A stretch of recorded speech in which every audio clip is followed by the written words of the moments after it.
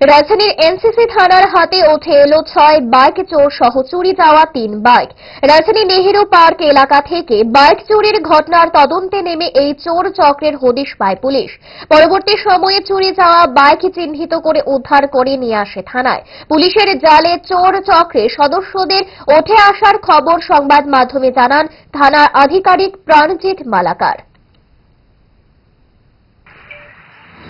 2025 তারিখে শিবশঙ্কর রায় আড়ালিয়া ওনার অভিযোগ মূলে একটি এফআইআর রেজিস্টার ও এনসিসিপিএস কেস নাম্বার 83/2025 এবং যে আমাদের নেহেরু পার্ক এলাকার থেকে একটি মোটরবাইক চুরি হয় এবং জিবি বাজার এলাকা থেকে একটা মোটরবাইক চুরি হয়।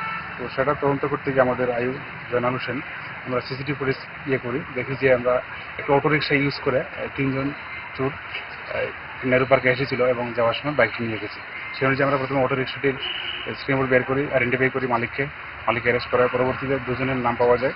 আমরা 2 জনকে অ্যারেস্ট করি এবং তাদের তদন্তের ভিত্তিতে আমরা জিবি বাজার থেকে যে বাইকটি চুরি হয়েছিল সেটা বিএসএফ এর সহযোগিতা নিয়ে আমরা সোনামোড় থেকে সিজ করি। বর্তমানে বাইকটি আমরা বিএসএফ কাস্টডিতে আছে, আমরা নিয়ে আসছি রয়্যাল এনফিল্ড বাইক।